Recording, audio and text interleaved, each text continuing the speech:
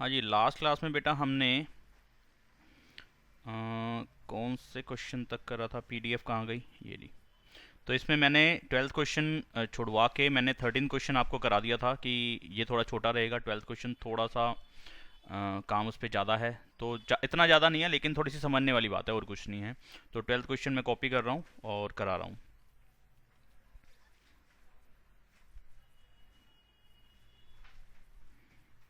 इसमें फिगर दे रखी है और वो फिगर, चलो मैं उसी को कॉपी कर लेता हूँ। थोड़ा सा साइज़ बड़ा करना पड़ेगा।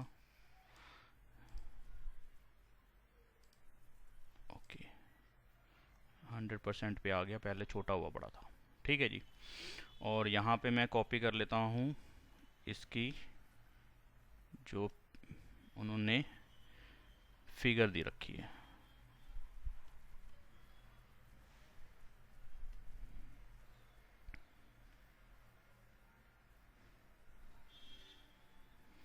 यहाँ पे दो ट्राइंगल हैं हमारे पास। इन्होंने कहा है कि side A B B C and median A D, यानी कि ए डी को आपने मीडियन बोला है। ये जो बीच वाली लाइन है ये ए डी, ये आपने मीडियन बोला है। और मीडियन क्या होता है? मीडियन एक ट्राइंगल को दो इक्वल एरिया में डिवाइड करता है, ये भी हमने पढ़ रखा है। और इससे पहले वो क्या करता है, मतलब कि जो एरिया को डिवाइड करने वाली बात है वो कहाँ से बनी थी? क्योंकि वो बेस को दो पार्ट में डिवाइड कर देता था। वो बेस को दो इक्वल पार्ट में डिवाइड कर देते हैं, यानी कि बेस को कहने का मतलब ये मीडियन जहाँ पे आ रहा है, तो सामने वाली साइड पे कहाँ पे टच कर रहे हैं? डी पे। तो ये और ये इक्वल होगा। ठीक है, ऐसे ये और ये भी इक्वल होगा। यहाँ पे पीएम मीडियन बोला इन्होंने। ठीक है, तो मीडियन क्या करता है? अपोजिट साइड को बाइसेक्ट कर देता है। जिस वर्टेक्स से मीडियन जाता है, जिस साइड पे टच करता है, उस साइड को वो हाफ कर देता है, बाइसेक्ट कर देता है। ठीक है, तो ये हमें पता होना चाहिए। तो ये इसमें हमें क्लियर है कि भाई ये वाली लाइन और ये वाली पार्ट इक्वल है, और ये डबल कट वाला डबल कट के इक्वल है, ये हमें मालूम है। फिर उन्होंने कहा कि A B B C and median A D of a triangle A B C are respectively proportional to, proportional मतलब same ratio, to the side P Q and Q R and median P M. A B का P Q के साथ जो ratio बन रहा है वही same ratio A सी का, सॉरी ए सी का नहीं दिया, बी सी का दिया। बी सी का और क्यू आर का बन रहा है, और वही सेम रेशो ए डी और पी एम का बन रहा है। तो क्या बोला है इन्होंने, मैं उस बात को नीचे लिख देता हूँ।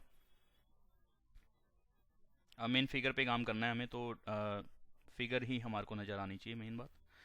तो गिवन पॉइंट मैं यहाँ लिख देता हूँ रेड पेन से कि भाई इन ट्राइंगल, दोनों ट्राइंगल का नाम, in triangle A B C and triangle P Q R, A B और पी क्यू जो रेशो बना रहा है वही सेम रेशो बी सी और क्यू आर की बन रही है, और वही same ratio A D median की पी एम मीडियन के साथ बन रही है। ठीक है, ये दोनों मीडियन है, ये मीडियन है और ऐसे यहाँ पे ये मीडियन है।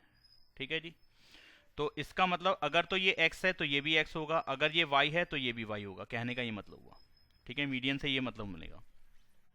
अच्छा जी, तो क्या करना है मुझे बेसिकली? चाहिए क्या अभी? इतने से काम क्या करेंगे हम, और चाहिए क्या?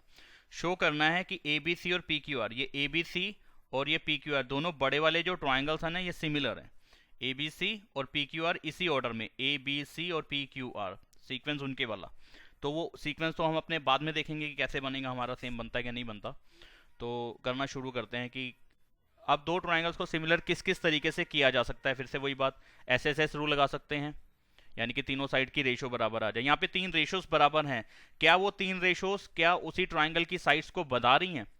ये देखो ए बी और P Q, A B yellow वाली और पी क्यू येलो वाली, तो एक एक येलो येलो साइड तो पूरी पूरी आ रही है ट्राइंगल की। अच्छा, फिर उन्होंने बी सी और क्यू आर बोला, बी सी ये रहा ब्लू वाली साइड और क्यू आर ये भी। अरे वाह, दो दो साइड तो पूरी पूरी दे दी। क्या तीसरी भी, तीसरी साइड को ही बोला है?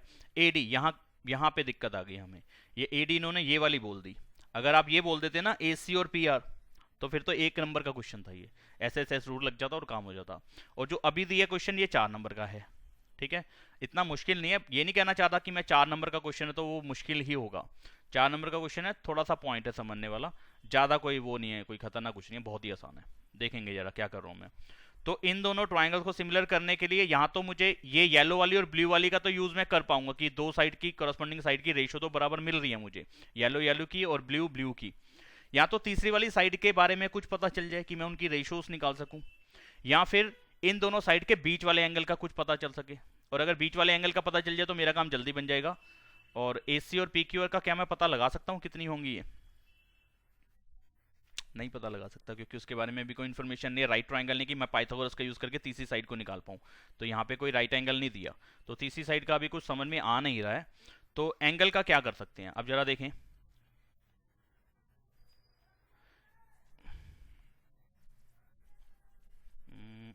आज ये क्यों नहीं चल रहा यार, एक सेकेंड।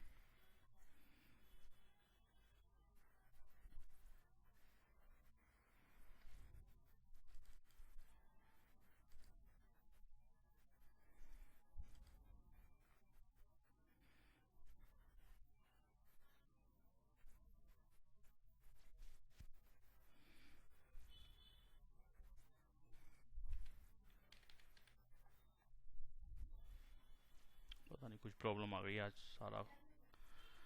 कोई नहीं, चलेगा, काम चलेगा अभी। यहाँ देखेंगे क्या लिख रहा हूँ मैं, देखो जरा ध्यान से। मैंने लिखा कि यही पॉइंट को, गिवन पॉइंट को मैं लिख रहा हूँ ए बी अपॉन में P Q, B C upon में क्यू आर, और ए डी अपॉन में पी एम तो मेरे को दे ही रखा है। ठीक है, क्या मैं इसको ऐसे लिख सकता हूँ अगला स्टेप, कि ए बी अपॉन में पी क्यू और ए डी अपॉन में पी एम, ये तो सेम रेशियो हमें जैसी हैं वैसी चल जाएंगी। अगर मैं ऊपर मेन फिगर के अंदर देखूं तो येलो वाली और ग्रीन वाली साइड्स को लेके और ब्लू वाली दोनों जो हैं उनका हाफ ऑफ पार्ट ले लूं तो इतना और इतना आएगा। हाफ ऑफ पार्ट अगर मैं ले लूं ग्रीन वाली का और येलो वाली का और ब्लू वाली का हाफ जो अगर मैं ले लूं, तो इन तीनों को चीजों को मिला के हमारे छोटे वाले ट्राइंगल बनते हैं, जो पहले पहले वाले ट्राइंगल है, यानी कि ए बी डी ये वाला ट्राइंगल, और उधर से ये पी क्यू आर है, पी क्यू एम है ये वाला। ये दोनों ट्राइंगल हमारे सिमिलर हो सकते हैं। तो बस करना क्या होगा, अगर बी सी और क्यू आर दोनों का रेशो सेम है, बी सी और क्यू आर का जो भी रेशो बन रहा है दोनों का रेशो सेम है, मतलब कहने का क्या मतलब है कि बी सी और क्यू आर का जो भी रेशो बन रहा है, अगर इसका मैं हाफ कर दूं ऊपर वाले का और नीचे वाले का, तो भी वो रेशो पे कोई प्रॉब्लम नहीं आने वाली। क्या कहने का मतलब हुआ जी, अगर ये ऊपर वाला पार्ट 2 है और नीचे वाला पार्ट 3 है, यानी कि बी सी और क्यू आर की रेशो अगर 2:3 है, बी सी और क्यू आर की रेशो अगर 2:3 है, अगर मैं ऊपर वाले को भी 2 से डिवाइड कर दूं और नीचे वाले को भी 2 से डिवाइड कर दूं, तो रेशो तो वही रहेगी 2:3। कैसे भाई, अगला स्टेप हो जाएगा 2/2 इंटू 2/3, वापस 2 से 2 कट जाएगा, 2/3 आ जाएगा। तो फिर कहोगे जी डालने का फायदा क्या हुआ इसको, अगर आपने वापस काट ही देना है तो। इसका आधा यानी कि इसके आधे की बात कर रहे हो, और इसका आधा मतलब कि आप इसके आधे की बात कर रहे हो। रेशोस का हाफ करने का ये मतलब हो गया कि हम लेंथ में से आधा पार्ट लेना चाह रहे हैं। ठीक है, तो अगर मैं BC का हाफ करूं तो हाफ ऑफ QR के इक्वल होगा वो, मतलब कि जो भी इक्वल नहीं होगा, जो रेशो उसकी बन रही है इसके साथ वही रेशो रहेगी एज इट इज, कोई फर्क नहीं आएगा। हाफ से मैंने ऊपर मल्टीप्लाई कर दिया, या ऊपर वाले पार्ट को भी मैंने 2 से डिवाइड कर दिया और नीचे वाले पार्ट को भी मैंने 2 से डिवाइड कर दिया। मैथमेटिकली सही होता है ना, न्यूमरेटर और डिनोमिनेटर को एक जैसा काम कर सकते हो आप। तो मैंने न्यूमरेटर को भी हाफ कर दिया, डिनोमिनेटर को भी हाफ कर दिया, तो यार ये कर सकते हो मैथमेटिकली, तो सही है ये, इसमें कोई प्रॉब्लम आई? मेन पॉइंट यही है इसके अंदर। बच्चे क्या करते हैं, अब इसको कहेंगे यार ठीक है आपने कर दिया तो ठीक है, अब मैं अगले स्टेप अगली बार क्या करूंगा, मैं रट के ही चला जाऊंगा। यार समझ में तो आया नहीं, समझ में आया कि नहीं आया, रट के मत जाना, समझ में आया तो बताओ, नहीं आया तो बताओ कि ये समझ में आई है बात, मैंने करा क्या है।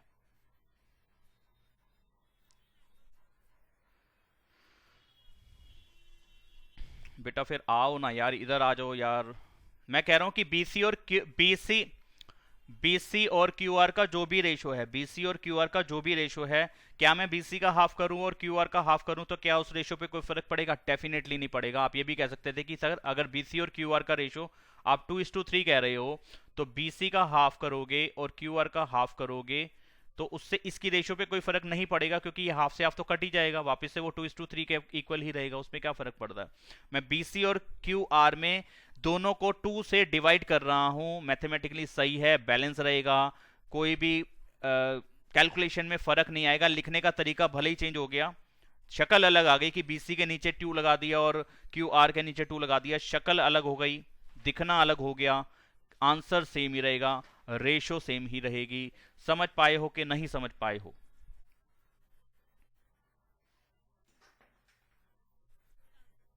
आ गया समझ में? तो ये चीज मैं अब हटा देता हूं, तो इससे कोई फर्क नहीं पड़ता।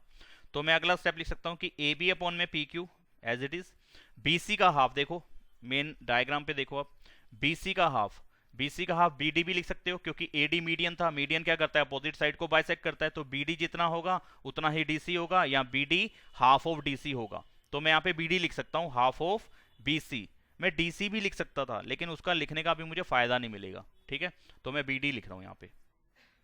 हाफ ऑफ BC मैंने लिख दिया BD, ठीक है। और हाफ ऑफ QR क्या लिखा, देखो जरा, हाफ ऑफ QR क्या लिखा मैंने, QM लिख सकता हूँ, ठीक है ना, क्योंकि ये जो मीडियन आ रहा था इस पूरे को हाफ करेगा, तो यानी कि आधा पार्ट ये है और आधा पार्ट ये है, तो QM क्या है, हाफ ऑफ QR, QM आ जाएगा यहाँ पे। और AD और PM को नहीं छेड़ा, क्योंकि वो आपको क्लियर कर दिया मैंने, क्योंकि छोटे वाले ट्राइंगल्स की ये साइड्स बन रही है और इनकी रेशो मेरे को काम में आ जाएंगी। अब इन तीनों पॉइंट्स को देखना जरा, ये आपको ये बता रहे हैं यहाँ पे कि ये छोटे वाले दोनों ट्राइंगल्स की रेशोज, साइड्स की रेशोज बराबर आ रही हैं, यानी कि साइड्स जो है ट्राइंगल्स की वो प्रोपोर्शनल है। तो यानी कि AB अपॉन में PQ जो भी रेशो दे रहा है वही सेम रेशो मीडियन दे रहे हैं, यानी कि AD अपॉन PM, और वही सेम रेशो BD और QM भी दे रहा है। ये हमने निकाल लिया इस बात को कि BD और QM का भी वही रेशो आ रहा है, ठीक है जी। तो इसका मतलब मैं इन तीन पॉइंट से कह सकता हूँ कि भाई छोटे वाले ट्राइंगल का नाम, बहुत दिक्कत आ रही है, टैब को ऊपर नीचे नहीं कर पा रहा वो अपने, ABD और PQM, ABD PQM के सिमिलर हो जाएगा, ठीक है, SSS रूल से। इससे फायदा क्या हुआ, इससे जिस एंगल की बात मैं स्टार्टिंग में कर रहा था वो इसका एक पार्ट है। छोटे वाले ट्राइंगल जो सिमिलर हुए हैं उसके अंदर ये वाला एंगल आ रहा है और ये वाला एंगल आ रहा है, तो ये दोनों जिस पोजीशन पे हैं ये इक्वल रहेंगे आपस में, यानी कि कॉरस्पॉन्डिंग एंगल्स आ रहे हैं ये। अगर मैं यहाँ पे 1 लिखता हूँ, यहाँ पे 2 लिखता हूँ, तो इसका मतलब मैं लिख सकता हूँ कि एंगल 1 एंगल 2 के इक्वल है, क्योंकि ये सिमिलर ट्राइंगल के एंगल्स हैं। एंगल 1 इसका और एंगल 2 इक्वल हो जाएगा। CP कॉरस्पॉन्डिंग पार्ट्स ऑफ या corresponding angles of similar triangles, CAST। पूरा लिखना है तो पूरा लिख लेना, corresponding angles of similar triangles, बहुत अच्छा रहेगा अगर आप पूरा ही लिख दोगे तो 1 और 2 आ गया। अब मेरा काम बन गया, अब देखो कैसे लिख रहा हूं मैं।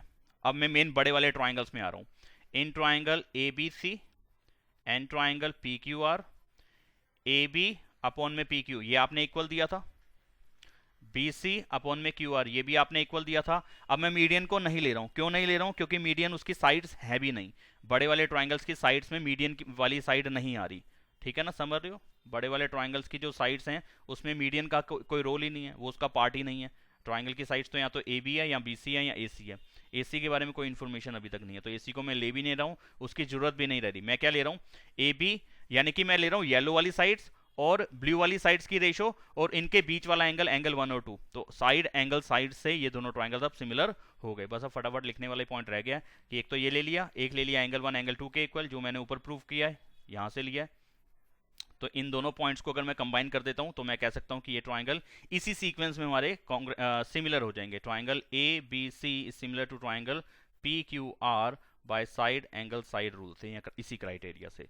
बेहद आसान क्वेश्चन है, कुछ भी नहीं है, सिर्फ इसमें एक ही पॉइंट है समझने वाला, ये हाफ वाला, बस, और कुछ भी नहीं है, येलो वाले के अलावा और कुछ भी नहीं है। बढ़ सकता हूं आगे।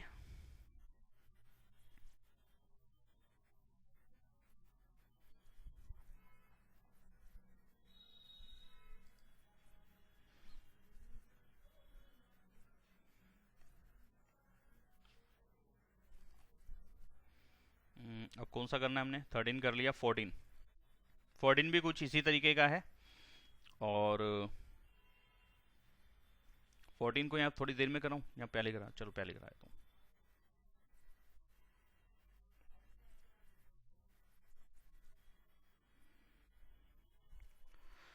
यहाँ पे इन्होंने बोला इस क्वेश्चन के अंदर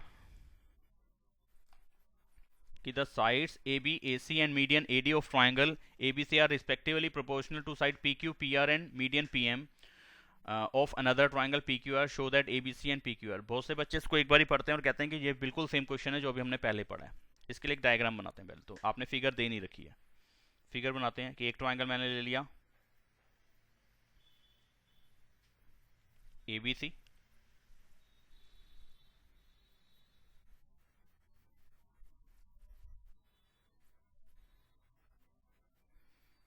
और एक ले लिया PQR।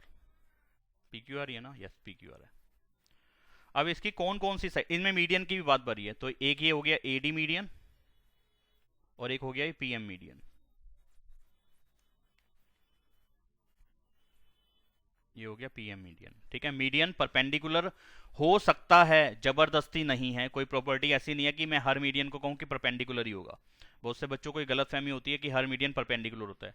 आइसोस्केलस ट्राइंगल के अंदर और इक्विलेटरल ट्राइंगल के अंदर मीडियन परपेंडिकुलर होता है, और किसी भी ट्राइंगल के अंदर मीडियन परपेंडिकुलर नहीं होता। ठीक है, मीडियन सिर्फ अपोजिट साइड को बाइसेक्ट करता है।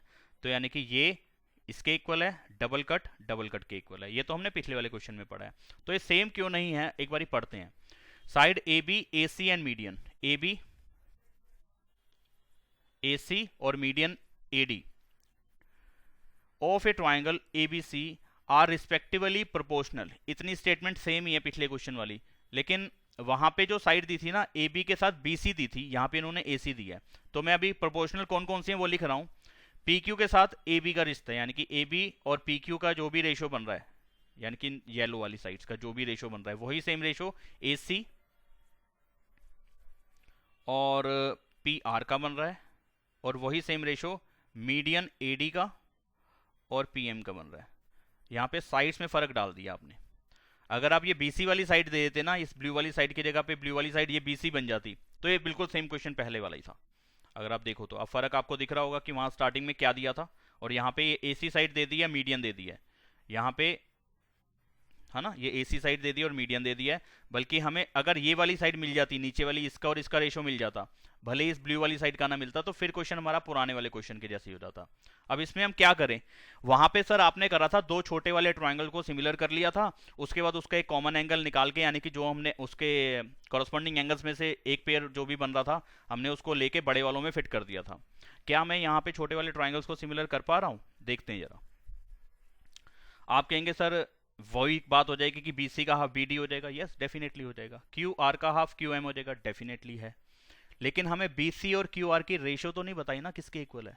अब जब रेशो नहीं पता किसके इक्वल है, तो उनका हाफ और उनका हाफ की रेशो किसके इक्वल आएगी ये भी मैं नहीं पता लगा सकता। तो मैं यहाँ पे ये छोटे वाले ट्राइंगल अब भी फिलहाल के लिए कॉन्ग्रुएंट सिमिलर नहीं कर सकता।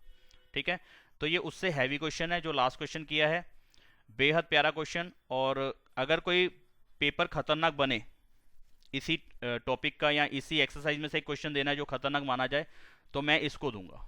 ये है मेरी तरफ से 4 मार्क्स का क्वेश्चन। ठीक है, अभी तक जितने भी इस एक्सरसाइज के आपने क्वेश्चन पढ़े हैं वो ठीक ठाक थे।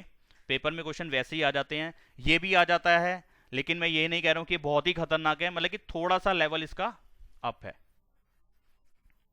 अब देखें क्या करेंगे हम।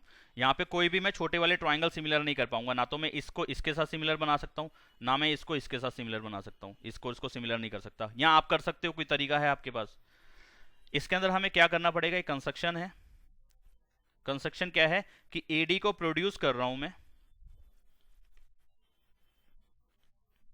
एडी को एक्सटेंड कर रहा हूं या प्रोड्यूस कर रहा हूं। थोड़ी सी लाइन टेढ़ी मेढ़ी बन सकती हैं यहाँ पे, क्योंकि क्योंकि आप समझ रहे हो मैं फ्री हैंड काम कर रहा हूँ, टैब पे देख के नहीं, सामने स्क्रीन पे देख के लिख रहा हूँ, तो थोड़ी सी दिक्कत आई जाती है उसमें। ये मैंने इसको एक्सटेंड किया, और कितना एक्सटेंड किया, जितना एडी की लेंथ है ना, जितनी एडी की लेंथ है मैंने उसको उतना ही आगे बढ़ा दिया, और पॉइंट ई तक बढ़ाया। ई कहीं दिया तो नहीं है ना, ई पॉइंट तक बढ़ा दिया। आप पॉइंट के नाम जो चाहो लिख लेना अपने मर्जी से, अपना नाम पसंद है ना, अपना फर्स्ट लेटर डाल देना। ठीक है, लेकिन वो रिपीट ना हो जाए, कहीं आप कहें कि आपका नाम अमन है और यहाँ पे आप कहें जी मैं तो ए डालना चाहता हूँ। एक क्वेश्चन में दे दिया गया भाई, वही अमन मान ले, आप खरबूजा नीचे डाल दे, के डाल दे। ठीक है, तो एडी को ई तक एक्सटेंड कर दिया, प्रोड्यूस कर दिया, सच दैट एडी की लेंथ और डीई की लेंथ इक्वल हो जाए। ठीक है, और इसको ज्वाइन कर दो। यही काम दूसरे वाले ट्रायंगल में कर लो कि पीएम की लेंथ को इतना बढ़ा लो कि वो पीएम के इक्वल हो जाए, यानी कि पीएम की लेंथ को और आगे बढ़ा लो ताकि वो जो बढ़ा हुआ पार्ट है वो पीएम के इक्वल ही आए, यानी कि इसके इक्वल ये आए। ठीक है, अब इसमें 4 कट डालो, कहीं आप ये मत कर देना कि ये और ये तो इक्वल बना दी, ये 3 ये 3 ये 3 और ये 3 सारी लेंथ इक्वल हो गई, नहीं। तो ये वाला पॉइंट मैंने डाल दिया, ई के बाद एफ आता है, मैंने एफ डाल दिया और इसको भी ज्वाइन कर दिया। ठीक है, ये कंस्ट्रक्शन के पॉइंट्स आ गए यहाँ पे। तो जो कंस्ट्रक्शन हुई है वो एक्सटेंड हमने करा है एडी को ई तक, सच दैट एडी की लेंथ डीई के इक्वल हो जाए एंड पीएम की लेंथ एम एफ के इक्वल हो जाए, और फिर हमने ई को सी से ज्वाइन कर दिया और एफ को आर से ज्वाइन कर दिया, and join E C and F R. ठीक है, अब मुझे इस डायग्राम पे काम भी करना है, और ये कंस्ट्रक्शन वाला पॉइंट यहां से हटा दूं। अब यहाँ लिखा भी रहेगा तो ज़्यादा स्पेस ले नहीं रहा मैं, सॉल्यूशन कैसे मतलब कि इसका प्रूफ कैसे लिखूँ, मेरे पास स्पेस भी नहीं है इतना। चलिए देखें, यही करना शुरू करते हैं, कुछ खिचड़ी सी पकाते हैं। इतना क्लियर हुआ मैंने करा क्या है, इसमें कोई दुविधा तो नहीं आई? अब आपके दिमाग में ये तो नहीं आ रहा कि कंस्ट्रक्शन में आपने बहुत सारे पॉइंट्स डाल दिए, इतने हम डाल नहीं सकते, ऐसा कोई दिमाग में तो बात नहीं आई? मैं कंस्ट्रक्शन में पता है क्या नहीं लिख सकता था, मैं ये नहीं लिख सकता था कि एडी को डीई तक, यानी कि एडी को ई तक एक्सटेंड कर दिया सच दैट कि AD is equal to DE and एक नई बात और डाल दूं, एडी पैरेलल टू ईसी। ये कंस्ट्रक्शन नहीं मानी जा सकती।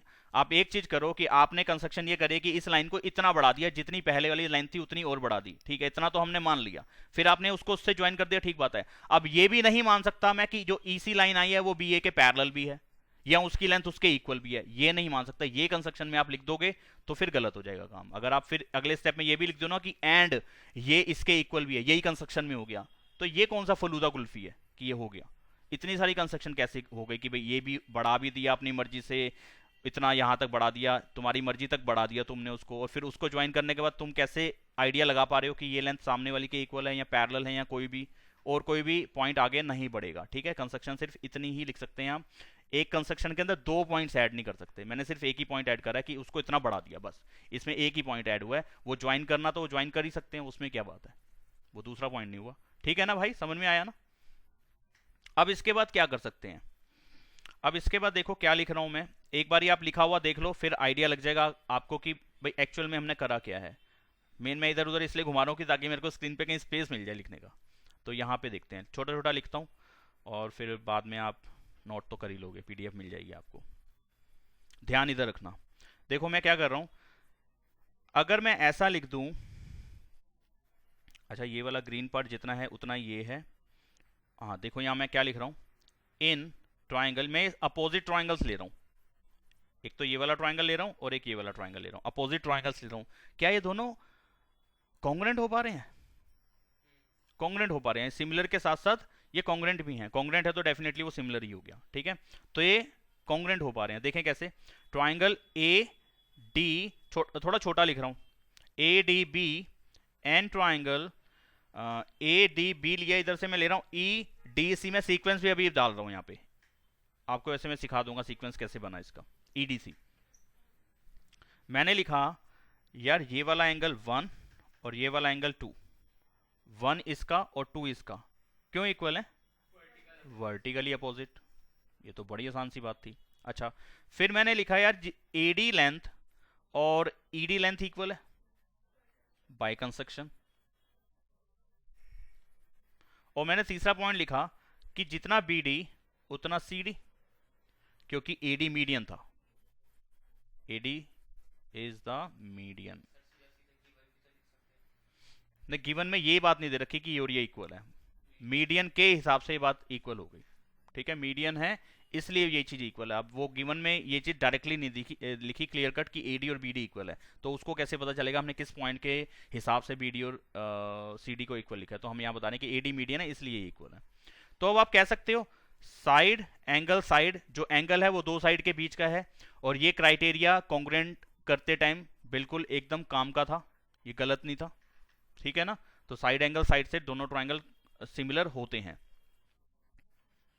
अब बहुत से बच्चों को शायद ये परेशानी हो रही होगी कि साइड एंगल साइड से तो यार ट्राइंगल हमारे सिमिलर भी हो रहे थे, तो हमें कैसे पता चला कि वो सिमिलर हो रहे हैं कि कॉन्ग्रुएंट हो रहे हैं? यहाँ पे साइड्स की रेशियो मैंने कंपेयर नहीं कराई है, मैंने एग्जैक्टली साइड्स की मेजरमेंट बताई है कि वो ही इक्वल है, लेंथ ही इक्वल है। वहां पे लेंथ इक्वल नहीं बताई जाती थी, वहां बताया जाता था कि इसका और इसका जो रेशियो बन रहा है वही रेशियो दूसरी तरफ भी बन रहा है, तो वो रेशियोस दो रेशियोस लेके वो एसएस बताया था और बीच में एक एंगल लिया था। तो वो रेशियोस वाली बात के बीच में अगर एंगल आएगा तो फिर वो सिमिलर ही हो सकता है, और अगर एग्जैक्टली वो लेंथ वाली बात अगर इक्वल आ रही है और बीच में एंगल इक्वल आ रहा है तो वो साइड एंगल साइड रूल से कॉन्ग्रुएंट हो सकते हैं। तो यहाँ पे दोनों ट्राइंगल कॉन्ग्रुएंट हो गए, तो मैं इसलिए लिख सकता हूँ कि therefore triangle A D B, थोड़ा छोटा लिख रहा हूँ, बार बार बोल रहा हूँ, congruent to triangle E D C by side angle side rule, ठीक है। ये दोनों ट्राइंगल हमारे कॉन्ग्रुएंट हो गए, आमने सामने वाले। अगर कॉन्ग्रुएंट हो गए तो सीपीसीटी अदर पार्ट्स भी हमारे इक्वल हो जाएंगे, इक्वल होंगे, ठीक है जी। यहाँ साइड्स की रेशो नहीं रहेगी कि बराबर रेशो रहेगी, यहाँ पे एग्जैक्टली इक्वल होगी लेंथ। तो जितना ये ए बी होगा, जितना ये ए बी है उतना ही ये क्या हो जाएगा, सी ई बी हो जाएगा। यानी कि जितनी येलो लेंथ इधर है एग्जैक्टली लेंथ उतनी ही ईसी की भी हो जाएगी यहाँ पे, क्योंकि मैंने पार्ट कॉन्ग्रुएंट कर दिए, ट्राइंगल्स कॉन्ग्रुएंट कर दिए हैं। हाँ जी, तो मैं लिख सकता हूँ कि जितना ए बी है उतना ही ईसी भी होगा, सीपीसीटी। ठीक है जी। अगर मैं यहां से देखूं ए बी तो यहां से क्या बनेगा, ईसी ही बनेगा ना, कॉन्ग्रुएंट जब करते थे तो ऐसे लिखते थे। ठीक है जी, जिनको नहीं पता मैं उनके लिए बता रहा हूं। अच्छा जी, ये येलो येलो वाले पार्टिकल हो गए। अगर यहाँ पे मैं इस तरफ देखूं, यानी कि अब मैं इसकी लेंथ की बात कर रहा हूं कि जिसपे मैं टिक लगा रहा हूं और जिसपे मैंने टिक लगाया ये लेंथ इक्वल है, ठीक है, और जिसपे मैं क्रॉस लगा रहा हूं, जिसपे मैंने क्रॉस लिखा है या एक्स लिखा है, एक्स मत मानना क्योंकि एक्स तो फिर एक लेटर हो जाएगा, वो पॉइंट को शो करेगा। ये काटा समझो, वो काटा लगाते हैं ना क्रॉस। कैसे वाला? अच्छा ऐसे वाला बनाया। तो बच्चे कह रहे हैं कि आप हमारा थोड़ा याद करो, ऐसे वाला बना लो। ये क्रॉस वाली लेंथ भी इक्वल हो जाएंगी। सिमिलरली यहाँ पे भी ये दोनों ट्राइंगल सिमिलर हो जाएंगे, सॉरी कॉन्ग्रुएंट हो जाएंगे, और कॉन्ग्रुएंट ट्राइंगल्स के जो कॉरस्पॉन्डिंग साइड्स हैं वो भी इक्वल होती हैं। तो यहाँ पे पी क्यू और एफ आर है, ये एफ और आर है, एफ आर भी इक्वल हो जाएगा। तो मैं सिमिलरली लिख दूंगा। अब मैं दूसरी वाली तरफ मैंने पूरा ये वाले पूरे सारे स्टेप्स लिखे नहीं है, सिमिलरली डाल दिया। तो सेम जो काम यहाँ कर रहा है इस तरफ, वही सेम काम मैंने दूसरे वाले ट्राइंगल में भी कर दिया। तो मुझे सिमिलरली मिल गई एक चीज कि पी क्यू की लेंथ एफ आर के इक्वल आ जाएगी। तो सिमिलरली पी क्यू की लेंथ एफ आर के इक्वल हो जाएगी। ठीक है, नहीं, सिमिलरली का मतलब हो गया कि एग्जैक्टली हमने सेम काम कहीं और कर दिया है। अगर आप दिखाना चाहते हो कि इन ट्राइंगल्स में कर रहा है तो लिख देना कि इन ट्राइंगल इतना और इन ट्राइंगल इतना, ये इक्वल हो जाएगा। नहीं नहीं नहीं नहीं, कॉन्ग्रुएंट वॉन्ग्रुएंट कुछ भी नहीं करना। सिमिलरली का मतलब इतना कुछ करने की जरूरत नहीं होती। आप ज्यादा चाहते हो तो सिर्फ ये दिखा सकते हो कि सिमिलरली इस और इस ट्राइंगल में भी ये चीज हो गई। Similarly in triangle P Q M and triangle F M are.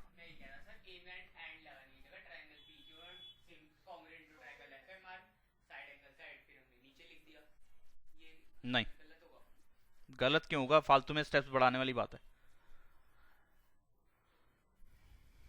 ठीक है जी, ये समझ में आ गया आपको, इतना कर दिया। अब इससे फायदा क्या हुआ,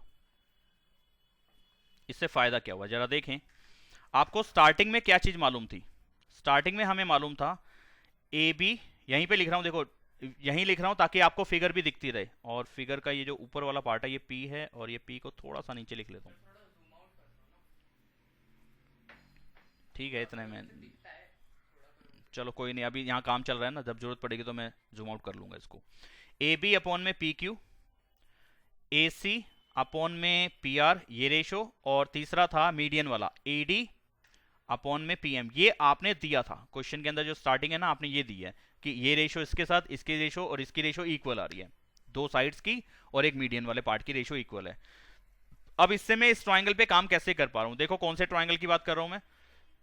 एक ट्राइंगल में ये वाला ले रहा हूं, और एक अरे ग्रीन शेड ही आ गई।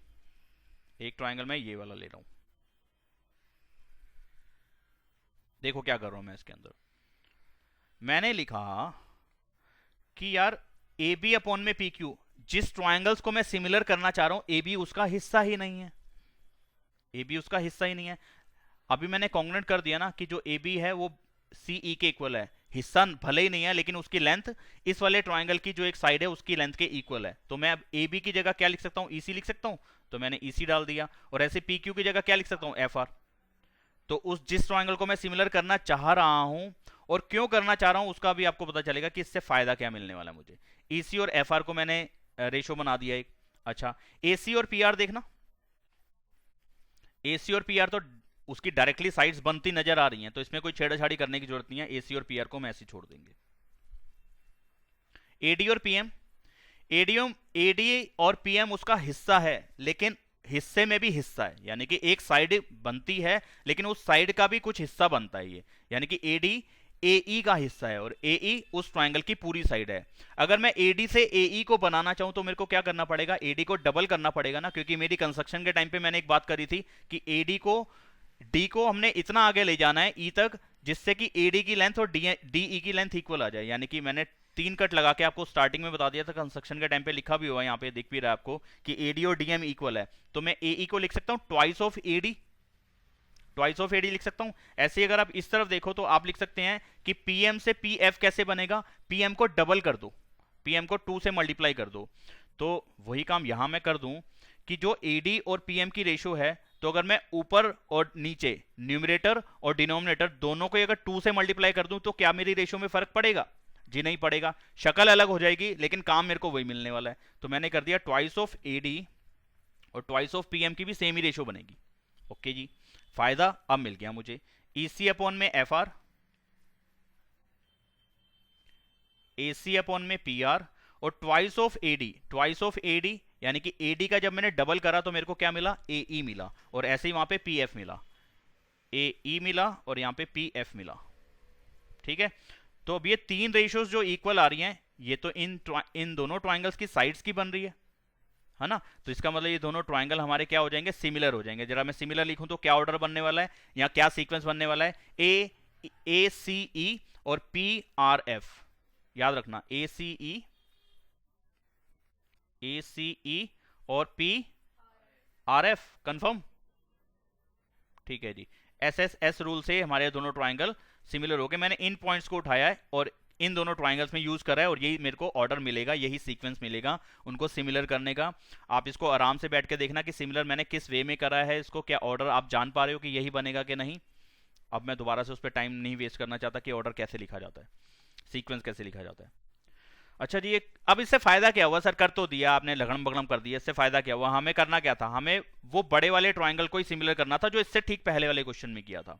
इससे फायदा ये हुआ कि मैं अब इनके कॉरस्पॉन्डिंग एंगल्स का एक एंगल ये वाला उठा सकता हूं। क्या मैं लिख सकता हूं ये डबल आर्क वाले एंगल इक्वल हैं, जिसमें मैंने दो दो लाइनें डाल के दिखाई, दो दो लाइंस नहीं बोलूंगा, दो दो आर्क बोलूंगा। एक आर्क यहां डबल लगा के दिखाइए, एक यहां दिखाइए, यानी कि नंबर डालूं तो यहाँ पे 1 डाल देता हूं। अभी तो कोई नंबर ऐसा डाले नहीं, 1 और 2 डाला हुआ है, कहाँ डाला है? अच्छा डाल चुका हूँ, 1 2 डाल चुका हूँ। ठीक है जी, एक स्टेप बैक हो जा यार, पता नहीं क्या हो रहा है।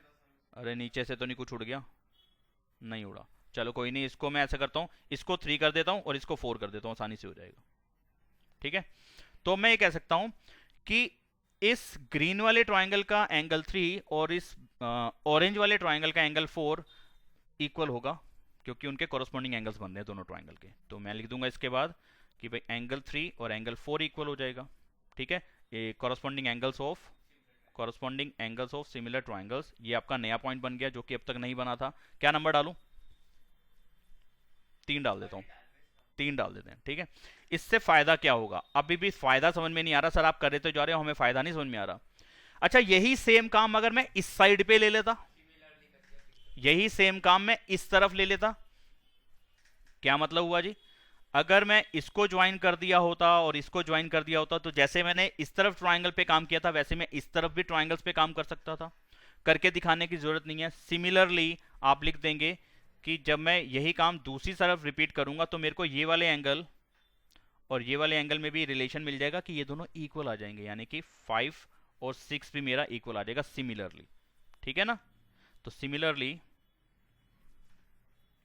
एंगल 5 और एंगल 6 इक्वल हो जाएगा और ये नया पॉइंट बन जाएगा 4 पॉइंट। अब इन दोनों पॉइंट्स को अगर मैं ऐड करा दूं तो 3 के साथ 5 मिल जाएगा और 6 के साथ 4 मिल जाएगा और उन दोनों का सम भी इक्वल आएगा। ठीक है ना, अगर आप ये कहते हैं कि यार 3 और 4 इक्वल हैं तो इन दोनों की वैल्यू x होगी। अगर मैं x मान लेता हूं, एक को x मान लेता हूं तो दूसरा भी x होगा। अगर 5 और 6 इक्वल है तो इन दोनों की वैल्यू अगर मैं y मान लूं तो 5 और 6 दोनों y हो गए। ठीक है जी, अगर मैं इन दोनों को ऐड करा दूं तो मैं ऐसे लिखूंगा 3 + 5 किसके इक्वल आएगा? 4 + 6 के। दोनों को अगर मैं ऐड कराऊं, ठीक है, तो 3 और 5 को ऐड करके जो भी चीज बनेगी वो सेम होगी 6 और 4 के। अगर ये नंबर की फॉर्म में आप समझ नहीं पा रहे हो तो मैंने एक्स वाई वहां लिख दिया है कि 3 की जगह x और 4 की जगह पे x लगा देना जरा, यहाँ पे x और y। ऐसी 4 की जगह पे x और 6 की जगह पे y, तो x और y का सम, x और y का सम के तो इक्वल होगा भैया, इतना तो मानो गई। सेम वेरिएबल इधर है, सेम वेरिएबल इधर है। ठीक है ना, यानी कि ये x और y ये वेरिएबल मत करो इनको, यानी कि फिक्स वैल्यूज हैं, x और y फिक्स वैल्यूज हैं। ये 50 डिग्री और वो 40 डिग्री, तो वो भी 50 और वो भी 40, तो दोनों का सम जो आएगा वो 90 आ जाएगा। इधर भी 90 तो उधर भी 90, कहने का ये मतलब हुआ। ठीक है, ओके जी, तो 3 और 5 को ऐड करके कौन सा एंगल बन रहा है? बी ए सी लिख देता हूं और इसको लिख देता हूं Q P R. B A C और क्यू पी आर। ठीक है, इन दोनों को जब मैं ऐड कर रहा हूँ तो ये एंगल बन रहा है और ये एंगल बन रहा है। अब मेरा काम बन गया। अब मैं बड़े वाले ट्राइंगल्स में लिख रहा हूँ, in triangle A B C and triangle P Q R. वही जैसे 4 और 3 आया था, अगर मैं कंस्ट्रक्शन इस तरफ इसको ज्वाइन कर देता और यही सारा काम जो इधर कर रहा है वो मैं इधर कर देता, महक ठीक है कि नहीं? 5 और 6 कैसे इक्वल आया, समझ में आया कि नहीं? सिमिलरली मैंने डाल दिया है वहां पे। और यही आप समझो कि जैसा ब्लू नहीं सॉरी ग्रीन और ऑरेंज कलर के ट्राइंगल जो इधर बने हैं वो आप इस तरफ बना के भी कर सकते थे, तो सेम स्टेप्स वहां पे भी रिपीट हो जाते। अब मैं इन बड़े वाले ट्राइंगल्स में क्या कर रहा हूँ, येलो येलो का रेशो, ब्लू ब्लू का रेशो और उनके बीच वाला एंगल अब मैंने इक्वल बता दिया हुआ है। ये वाला एंगल और ये वाला एंगल मैंने अब इक्वल बता दिया हुआ है। और साइड्स कौन से ले ली, येलो येलो के साथ, ब्लू ब्लू के साथ की रेशो सेम है, ये क्वेश्चन में आपने दिया ही हुआ है, बस मेरे को उनके बीच वाले एंगल पे काम करना था, मैंने वो कर दिया। ठीक है, तो बस अब लिख रहे हैं in triangle A B C and P Q R, A B upon में पी क्यू की जो रेशो है वही रेशो ए सी और पी आर की भी है, और इनके बीच का एंगल आ रहा है यहाँ पे बी ए सी और इनके बीच का एंगल आ रहा है क्यू पी आर, और ये मैंने इक्वल प्रूव कर दिया हुआ है, ये गिवन है। तो इन दोनों पॉइंट्स को उठा के मैं दोनों ट्राइंगल को सिमिलर बता सकता हूँ साइड एंगल साइड रूल से। Therefore triangle ABC is similar to triangle PQR side angle side rule से। ये है जी, बस इसको इतना लिखना था और कुछ भी नहीं है इसके अंदर। आप एक बार करके देखना, नहीं समझ में आएगा, अगर समझ में आ रहा है आपको तो मेरे को बता देना। अब मेरे को, मैं ज़्यादातर इसी से ही करा रहा हूँ इसको, भी मैंने किसी और पे काम ही नहीं किया, सही बताऊँ तो। अब हमारा 14 तक सारे सीक्वेंस में हो चुके हैं, 15 क्वेश्चन को ले लेते हैं।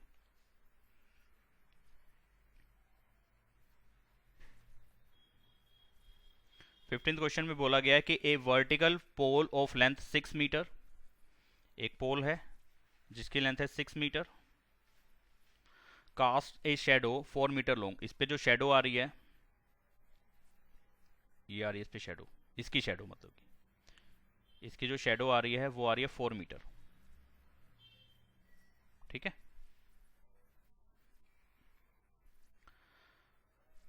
ऑन द ग्राउंड, ठीक है जी। And at the same time, उसी टाइम पे a tower cast a shadow 28 metre long, एक टावर है। अब मैं टावर को इससे बड़ा बनाऊं, अब मैं बनाऊं तो बनाऊंगा, चलो यहीं पे कर देते हैं, ये टावर हो गया जो कि टेढ़ा गया। टावर पे जो शेडो बनी या टावर की जो शेडो बनी वो मानो ये ब्लू लेंथ वाली बनी। टावर है हमारे पास 28 मीटर का, तो हमसे एक second, at the same time a tower cast a shadow 28 metre long. हाँ, टावर की जो शेडो बन रही है वो 28 मीटर लॉन्ग है, तो ऐसे में हमें हाइट ऑफ टावर हमें फाइंड करना है, ये हमने h मान लिया। ठीक है, कैसे फाइंड करें? अब आप अगर इस पॉइंट को और इस पॉइंट को मिला दो, और ऐसे आप इस पॉइंट को और इस पॉइंट को मिला दो, तो हमारे पास दो ट्राइंगल फॉर्म हो जाएंगे यहाँ पे, A B C P. Question पढ़ो, फटाफट से पढ़ो। वो कह रहा है कि एक टावर है जो कि एक पोल है जो कि 6 मीटर का हाइट का है, उसकी शेडो 4 मीटर की आ रही है। उसी टाइम पे एक जो टावर था जिसकी हाइट के बारे में हमें इंफॉर्मेशन नहीं है, लेकिन उसकी जो शेडो बन रही है वो 28 मीटर की बन रही है। उसी टाइम पे अगर ये वाली पॉइंट हट जाए तो इस क्वेश्चन का रुख ही चेंज हो जाएगा, हमारे दिमाग से बाहर, इसकी सीमा अपरंपार। ठीक है जी, एक ही टाइम पे सनरेज जो है किसी भी ऑब्जेक्ट पे एक जैसे ही एंगल बनाती हैं, एक टाइम पे। ठीक है, एट द सेम टाइम जो सनरेज हैं वो किसी भी ऑब्जेक्ट पे जो एंगल बनाएंगी वो सेम होगा, जैसे कि सनरेज ही हैं तो ये क्या होंगी, पैरेलल। साथ में एक ऑब्जेक्ट ये है, एक ये है, एक ये है, एक ये है, एक ये है, तो इन पे जो भी ये रेस गिर रही है सनरेज, तो वो जो भी एंगल बना रही है वो एक टाइम पे एक जैसे एंगल्स होंगे, क्योंकि सारी पैरेलल लाइंस बनेगी। ठीक है, और सनरेज भी पैरेलल हैं, तो हमारा जो भी एंगल बनेंगे सारे एंगल बराबर होंगे, कॉरस्पॉन्डिंग आप इसको बोल सकते हैं सारे एंगल्स को। ठीक है, यहां आप इसको ऐसे भी देख सकते थे इसी बात को, ये सन रे है, ये गई, इस जगह पे पड़ती हुई, तो इस पे जो एंगल यहाँ तक बन रहा है, इस पॉइंट तक जो भी एंगल यहाँ बन रहा है, जो भी एंगल यहाँ बन रहा है, वो भी हमारा उसी तरीके से सेम होगा। ठीक है, बात समझ में आई कि नहीं आई? ठीक है, तो यहाँ पे एक तो ये दोनों ट्रायंगल के अंदर ये परपेंडिकुलर वाली बात सेम हो गई कि दोनों जो है पोल भी जो है वो परपेंडिकुलर ही होगा और जो टावर है वो भी परपेंडिकुलर होगा। ऐसा तो होगा नहीं कि टावर आप कहोगे जी टेढ़ा टावर था हमारा, तो ऐसा तो होता नहीं। नॉर्मली सारे टावर सीधे ही होते हैं, वो कुछ एक ही हैं जो टावर ऑफ पिज़्ज़ा है ना, वो थोड़ा सा टेढ़ा जा रहा है, बाकी और सारे टावर तो हमारे भाई सीधे ही बनते हैं ना। ठीक है, तो खैर उसका चलो उस पर बहस नहीं करते अभी फिलहाल, नहीं वही है। तो यहाँ पे ये जो एंगल होगा थीटा, या इसको मैं क्या लिखूं, नंबर डाल देता हूँ ना, 1 और 2, तो एंगल 1 और एंगल 2 इक्वल होगा, और यहाँ पे दूसरा एंगल 3 और एंगल 4 इक्वल होगा। ठीक है, तो यहाँ पे क्या रीजन लिख सकते हैं, angle between sun rays and object at the same time, ये लिखना जरूरी है। एक ही टाइम पे angle between sun rays and object, किसी भी ऑब्जेक्ट में और सन रेज में किसी भी एक समय की बात करें, यानी कि 5:36 की बात कर रहा हूं तो 5:36 पे सारे ऑब्जेक्ट पे एक जैसे ही एंगल बनेगा सन रेज का। ठीक है, इस वजह से ये दोनों एंगल इक्वल होंगे। और ये दोनों क्यों इक्वल हैं, क्योंकि परपेंडिकुलर है, जमीन पे ग्राउंड पे ये दोनों चीजें परपेंडिकुलर खड़ी हैं। ठीक है, पोल भी और टावर भी, तो इसको हम ऐसे लिख सकते हैं ईच 90 डिग्री। ठीक है जी, ओके जी, ये बात हो गई। तो इसके बाद तो भाई हम इसमें सिमिलरिटी का यूज कर सकते हैं कि दो ट्राइंगल्स के अंदर दो दो एंगल इक्वल बता दिए तो ये दोनों ट्राइंगल सिमिलर हो जाएंगे, और सिमिलर का जो सीक्वेंस रहेगा या ऑर्डर रहेगा उनको लिखने का, पैटर्न जो रहेगा वो मेन है, वही मैटर करेगा, तो वही ढंग से लिख लेते हैं। तो मैं शुरुआत अगर मैं बी से कर देता हूँ तो बी सी ए सिमिलर होगा क्यू आर पी के। मैंने 1 3 और ऊपर की तरफ गया हूं, ऐसे यहाँ पे 2 4 और ऊपर की तरफ गया हूं। ठीक है, ये ऑर्डर लिखना आ ही चुका होगा तुम्हें अब तक, और ये नहीं आया तो काम खराब हो जाएगा, फिर नहीं आने वाला है टॉपिक आपको। तो यहाँ पे रीजन क्या आएगा, एंगल एंगल सिमिलरिटी रूल से। अब जब ये सिमिलर हो गए तो इनकी साइड्स की रेशो सेम होगी, साइड्स आर प्रोपोर्शनल। ठीक है, तो मेरे को किस किस में रिलेशन ढूंढना है, एक तो मेरे को 4 मीटर वाली पूरी दे रखी है और 28 वाली पूरी दे रखी है, यानी कि जोन सी साइड BC दे रखी है और QR दे रखी है, और इन्हीं का रिलेशन भी बनेगा। यहाँ आप एक चीज ये कर सकते हो, अगर ज्यादा दिक्कत आती है कि कैसे ढूंढूं मैं किसका रिलेशन किसके साथ बन रहा है नहीं बन रहा, आप कम से कम ये चीज तो कर ही लोगे ना कि इनका सीक्वेंस सही तरीके से लिख लोगे जो ट्रायंगल सिमिलर हुए हैं। उसके बाद इनमें जो 3 साइड की रेशो बननी चाहिए थी ना वो लिख दो, कुछ भी मत पढ़ो ऊपर से, कुछ भी मत पढ़ो ऊपर से क्या लिखा हुआ था। BC का किसके साथ रेशो बनेगा, QR के साथ, वही रेशो बनेगा CA का RP के साथ, और वही रेशो बनेगा BA का QP के साथ। ये तो समझ में आता है कैसे लिखा है मैंने, ये दो तो ये दो, इन दोनों का जो रेशो बन रहा है, ऐसे इन दोनों का इन दोनों के साथ जो रेशो बन रहा है, यानी कि इस लेंथ का इस लेंथ के साथ जो रेशो बन रहा है वही सेम रेशो होगा BA का QP के साथ जो रेशो बन रहा है। भाई लोग मुझे ये बता दो कि ये चीज लिख पाओगे कि नहीं लिख पाओगे जो मैंने लास्ट स्टेप लिखा हुआ है इस टाइम पे, जो ट्राइंगल सिमिलर दे दूं अगर मैं आपको तो उसके बाद ये वाली रेशो लिख पाओगे कि नहीं लिख पाओगे? बड़ी कृपा है आपकी, बड़ी मेहरबानी। तो बस अब आप इसके बाद देखो डायग्राम वाला पार्ट या फिगर आपको दे ही रखी है ऊपर नजर आ रही है, बस आप इसमें वैल्यूज रिप्लेस कर दो। BC कितना है 4 4 डाल दिया, QR कितना है 28 28 डाल दिया, इक्वल CA कितना है, CA ये रहा CA 6, और RP कितना है ये लिखा H। अच्छा आगे भी चले जाते हैं, BA कितना है, BA मालूम नहीं। ठीक है, यहाँ पे ये ब्लैक ब्लैक होल अपॉन में QR वो भी नहीं मालूम, वो स्टार वो स्टार, एक भी वैल्यू ऊपर की नहीं मालूम एक भी नीचे की नहीं मालूम, तो इसका तो कुछ होने वाला वैसे ही नहीं है, इसको वैसे ही हटा दो। अब बचा क्या, ये पूरा रेशो मालूम है, इसमें हाफ पार्ट कुछ पार्ट मालूम है कुछ पार्ट मिसिंग है, तो यार क्रॉस मल्टीप्लाई करके तो फटाफट से निकाल ही लोगे, इसमें क्या रॉकेट साइंस है कुछ। 4 और 28 7 पे कटेंगे ना, 7 और 6 की मल्टीप्लाई कितनी आ जाएगी 42, तो H की वैल्यू कितनी आ जाएगी 42 मीटर, तो हाइट ऑफ टावर कितना आ गया यहाँ पे 42 मीटर्स। क्लियर होती है बात कि नहीं होती? हाँ तो आएगी तो वो हम पाइथागोरस लगा देंगे इसमें। क्यों नहीं निकाल सकते? जब दो साइड्स पता चल जाएंगी तो हमारे को तीसरी वैसे ही निकाल सकते हैं, अगर हमने आगे वाली एक भी थ्योरम नहीं पढ़ी तो। ठीक है जी, क्लियर है कि नहीं? आसान था क्वेश्चन, सिर्फ इसमें एक ही पॉइंट था ये वाला 1 और 2 क्यों इक्वल लिखे, और कुछ भी नहीं था इसके अंदर। अगले प्रश्न की ओर बढ़ते हुए, अब क्या बोला इस क्वेश्चन के अंदर? If AD and PM are medians of triangle ABC and PQR. फिर से दो ट्राइंगल ले लिए, एक ही नहीं है, ये दो हैं। अच्छा, ये दो हैं।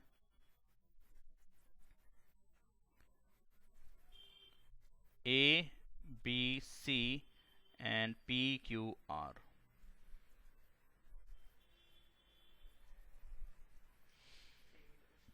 एडी एंड पीएम, एडी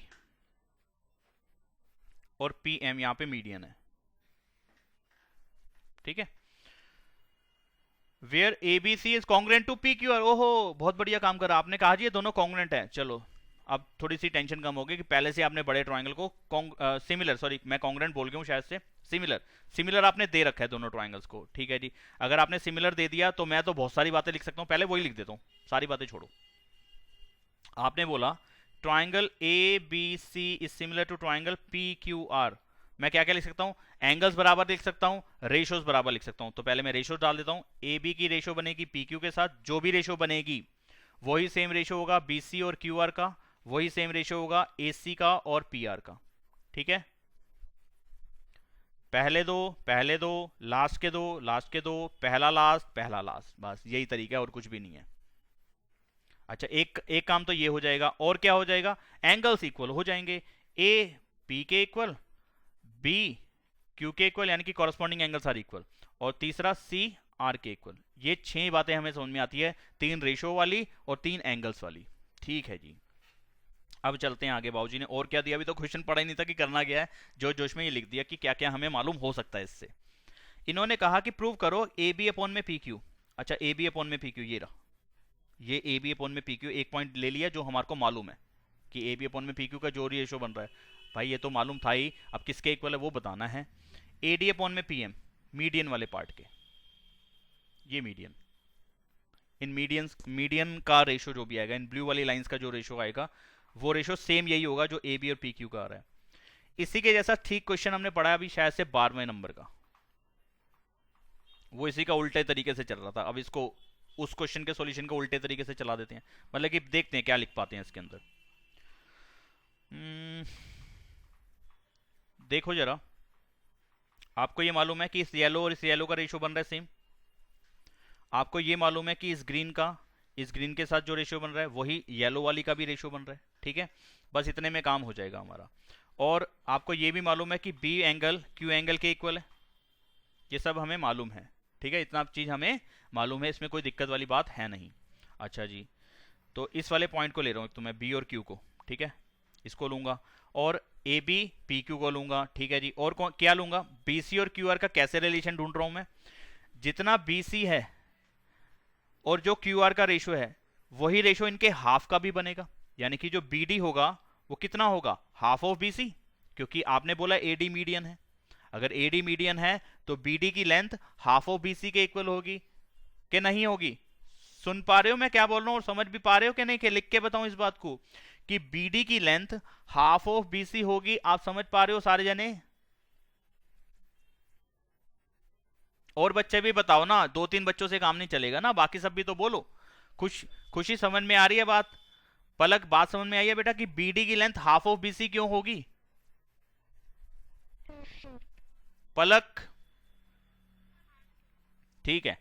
ऐसे ही जो क्यू एम की लेंथ होगी वो हाफ ऑफ क्यू आर होगी, क्योंकि आपने बताया पी एम मीडियन है। मीडियन क्या करता है भाई, एक बार फिर सुन लो, मीडियन जिस वर्टेक्स से शुरू होता है और जिस लाइन के ऊपर उसका अंत होता है, एंड होता है, वो पॉइंट जिस पे एंड हुआ है जिस लाइन पे, उसको हाफ कर देगा, बाइसेक्ट कर देगा। इतना करेगा काम मीडियन, करेगा करेगा करेगा, याद रखना, ठीक है। तो अब मैं क्या लिख रहा हूं, मैं इसको साइड में लिख रहा हूं ताकि डायग्राम भी हमें, फिगर्स भी दिखती नहीं दोनों, और काम हम इस पे कर लें। तो इस वाली फिगर को थोड़ा सा इधर क्यों नहीं शिफ्ट कर दें? चलो इधर, चलो अब देखिए मैं क्या लिख रहा हूं। अरे मैंने लिखा इन ट्राइंगल नहीं, इन ट्राइंगल पहले नहीं लिख रहे, पहले लिख रहे हैं हम कि ए बी अपॉन में पी क्यू, येलो वाली साइड्स का जो रेशो बन रहा है वही सेम रेशो ग्रीन वाली लाइंस का भी बन रहा है। आपने क्वेश्चन में दिया है। ये कहाँ से दिया है जी? क्योंकि आपने बड़े वाले ट्राइंगल सिमिलर बताए थे, सिमिलर के अंदर साइड्स की रेशो सेम होती है। ये मैंने खुद लिख लिया था जब पहला स्टेप शुरू करा था जोश जोश में, उसका एक पॉइंट मैंने यूज कर रहा हूँ यहाँ पे। ए बी अपॉन में पी क्यू और बी सी अपॉन में क्यू आर, ये ग्रीन वाली साइड्स का रेशो है और ये पहले येलो वाली साइड्स का रेशो है। अगर मैं इसको ऐसे लिखूं, ए बी अपॉन में P Q, half of B C half of Q R की रेशो के बराबर भी होगा, क्योंकि हाफ से हाफ चाहो तो कट जाएगा, वापस वही बी सी और क्यू आर ही मिल जाएगा मुझे ऊपर वाला। हाँ जी, आप लिख सकते हो, ऐसा हमने 2-3 बार ऊपर करा है, हमें समझ में आ चुकी है ये बात। अगला स्टेप, ए बी अपॉन में P Q, half of B C को मैं क्या बी डी लिख सकता हूं? हाँ लिख सकते हो, क्योंकि मीडियन वाली बात आ रही है यहाँ पे, तो हाफ ऑफ बी सी में बी डी लिख सकता हूं। ऐसे ही हाफ ऑफ क्यू आर में क्या क्यू एम लिख सकता हूं? हाँ लिख सकते हो, लिख दो, ठीक है। वो मीडियन वाली बात है, मैं इसके लिए रीजन नहीं दे रहा हूं यहाँ पे। यहाँ तो आप ये 2 पॉइंट्स अलग से डाल लेना कि बी डी जो है हाफ ऑफ बी सी होगा और क्यू एम जो है हाफ ऑफ क्यू आर होगा, फिर रीजन डाल देना A D is the median and P M is the median, in triangle इतना, इन ट्राइंगल उतना, ठीक है जी। अब इसको ले लो और एक ले लो, इसके बाद अब इतने पॉइंट को रख लो, एक ये बन गया, ठीक है, और एक ये सेकेंड। तो इन दोनों को मैं लगा रहा हूं कहां पे? छोटे वाले ट्राइंगल्स में। इन ट्राइंगल छोटे वाले ए बी डी, इसके बाद ये in triangle A B D and triangle P Q M, इस पॉइंट को मैं दोबारा से लिख रहा हूं यहां पे, ए बी अपॉन में P Q, B D upon में क्यू एम, ठीक है। यानी कि आप देख रहे हो रेशियोज बन रही हैं यहाँ पे, इक्वल आ रही हैं, और इन दोनों साइड्स के बीच का जो एंगल है वो बन रहा था इधर Q और उधर नहीं, इधर शायद से B बन रहा है, इधर B और इधर Q, ये वाला सेकंड वाला पॉइंट। अब मैं इन दोनों पॉइंट्स को कंबाइन यूज कर लूं इन छोटे वाले ट्राइंगल्स में, तो क्या मिल रहा है? येलो येलो का रेशो, ग्रीन हाफ मैं ऑरेंज कलर कर देता हूं, इधर ग्रीन हाफ मैं ऑरेंज कलर कर देता हूं, यानी कि ऑरेंज ऑरेंज का रेशो, दो साइड का रेशो बराबर आ रहा है, और इनके बीच में जो एंगल बन रहा था ये वाला, ये इक्वल पहले से हमें मालूम है कि इक्वल है। तो साइड एंगल साइड रूल से, इस क्राइटेरिया का यूज करके मैं लिख सकता हूं कि छोटे वाले ट्राइंगल सिमिलर हैं। तो यहां पे बन जाएगा ट्राइंगल ए बी, यहाँ पे मीडियन वाले पॉइंट को डी दिखा था ना, A B D is similar to triangle P Q, और वहां पे क्या लिखा था मैंने? एम। इस ऑर्डर में, इस सीक्वेंस में दोनों ट्राइंगल हमारे सिमिलर हो जाएंगे साइड एंगल साइड रूल से। अगर ये दोनों ट्राइंगल सिमिलर हो गए तो अब मैं इनकी साइड्स की रेशियो बराबर लिख सकता हूं, साइड्स आर प्रोपोर्शन लिख सकता हूं। हाँ जी लिख सकते हैं, तो लिख दें जरा, क्या मिलता है मुझे? मिलता है ए बी अपॉन में P Q, B D upon में क्यू एम और ए डी अपॉन में पी एम, ये तीन चीजें मुझे मिलती हैं, ठीक है। ये पी क्यू क्यू है, ये क्यू एम। अच्छा, किस चीज की जरूरत है मुझे? मुझे सिर्फ इतने पार्ट की जरूरत है, ये चीज प्रूव करनी थी, इसको नहीं लेना था, नहीं सॉरी, मीडियन एडी था ना, तो इसको और इसको दिखाना था मुझे इक्वल। ये देखो, ए बी अपॉन में पी क्यू और ए डी अपॉन में पी एम, ये चीज इक्वल दिखानी थी। ये भी वैसे बनती है, बीच वाली चीज भी बनती है, लेकिन आपने कहा नहीं कि इसको भी, इसकी रेशो भी किसी के इक्वल दिखाओ। तो मैं अब इसके बाद अगला स्टेप लिख सकता हूं कि ए बी अपॉन में पी क्यू, ए डी अपॉन में पी एम के इक्वल है, यानी कि मैंने इसको ले लिया और इसको ले लिया, बीच वाले को हटा दिया। डायरेक्टली भी लिख सकता था, इसके बाद ये वाला स्टेप बना के भी अगला बना सकता था, या इसके बाद ही डायरेक्टली ये लिख सकता था। दोनों ही तरीके से आप लिख सकते हैं। बोलो जी, बात समझ में आती है कि नहीं आती है?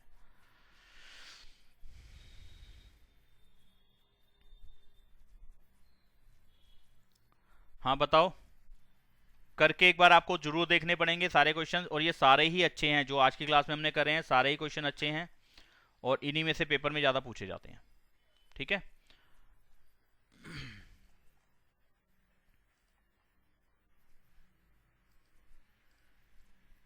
वैसे तो अब समय हो गया, क्या करें, अब अगला टॉपिक लें कि नहीं लें?